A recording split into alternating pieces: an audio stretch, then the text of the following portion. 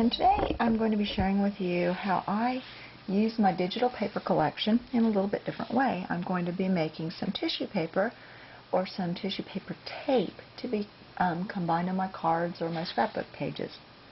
The first thing I want to do is show you this intricate little template that I've set up that will be run through my printer, and I'm going to show you a trick that allows me to use it more than one time so my measuring doesn't go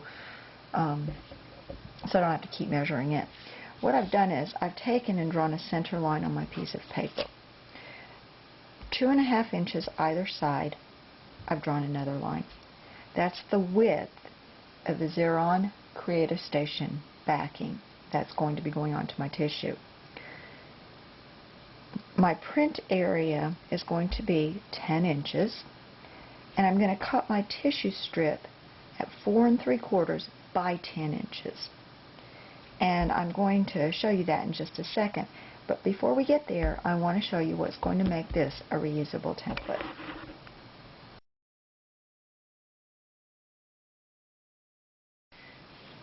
Okay, what I've done is I've added blue painter's tape outside the margins of where my Xyron backing is going to be, also at the top and at the bottom of my paper.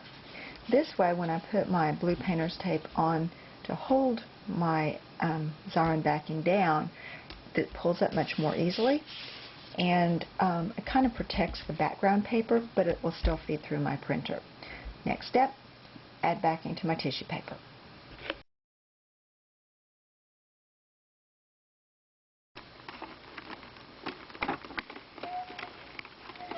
Take it very, very slowly, and I put just a slight bit of tension with my hand on it as it feeds in. Hopefully that way, spread my fingers across, they'll keep it mostly flat as it goes through. I'm done. Check it down. I've been doing so much of this, I'm about out of sticky. You don't have to use the permanent on this, you can use the repositional. I'll take and I'm going to remove the plastic covering, the clear plastic covering, very, very carefully, because it will reach up and tear if it gets stuck to your tissue paper the wrong place.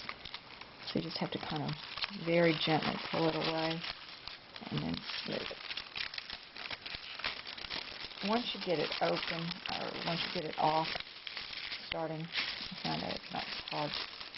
This actually went through much more smoothly than some of it did. Now I'm going to take and roll it up, turn it over, bottom side down. It's just easier to work with from the back. I'm going to use my brayer. Nice, sticky, good contact between the adhesive and the strip of paper. Now I'm going to take and I'm going to trim it off using, I was going to use my cutter, but I can't find it now. So I'm going to trim it off, and it'll be hopefully about 10 inches.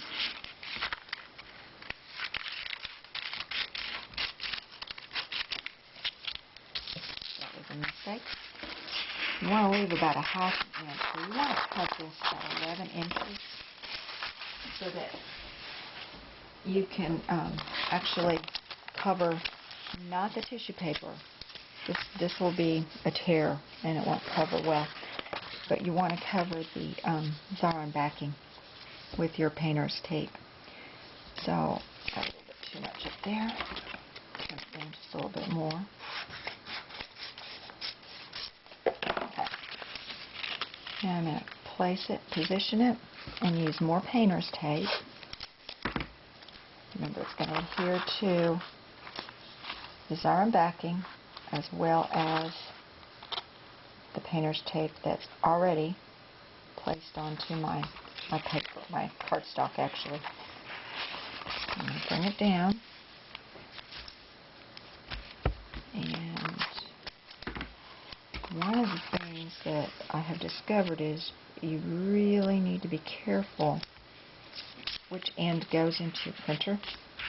If you have the, like, I'm not going to put tape across this one because I made a mistake on it, but if you put the tape across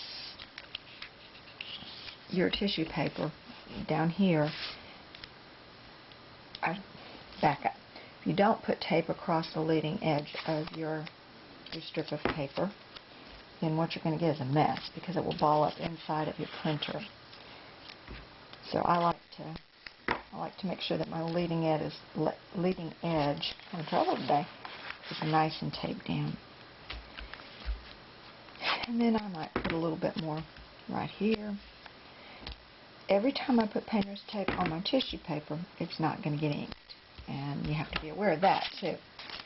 Okay, so now I've got good leading edge. I've got a 10-inch strip showing.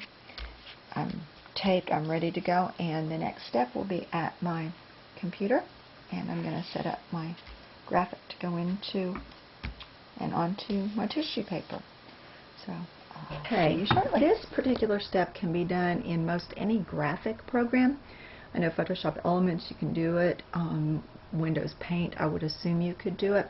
I like to do it and make the cut just because it's here and I keep myself set up and good to go with saving this particular shape.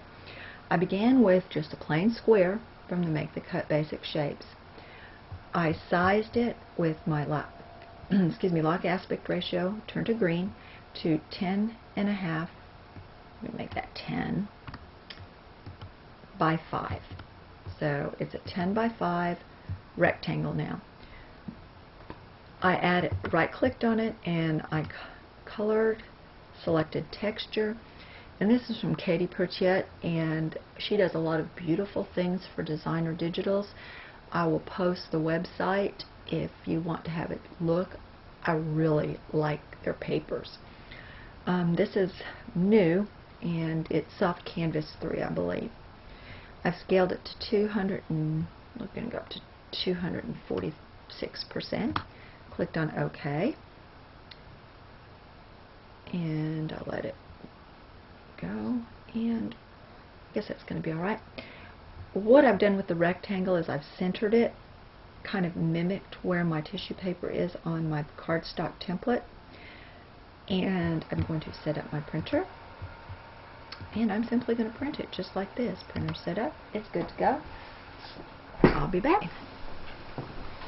I've just printed out my tissue paper, and unfortunately my printer is having a little bit of an issue with the black ink. I may have to clean my print heads, but for the most part I've got a lot of usable paper tape.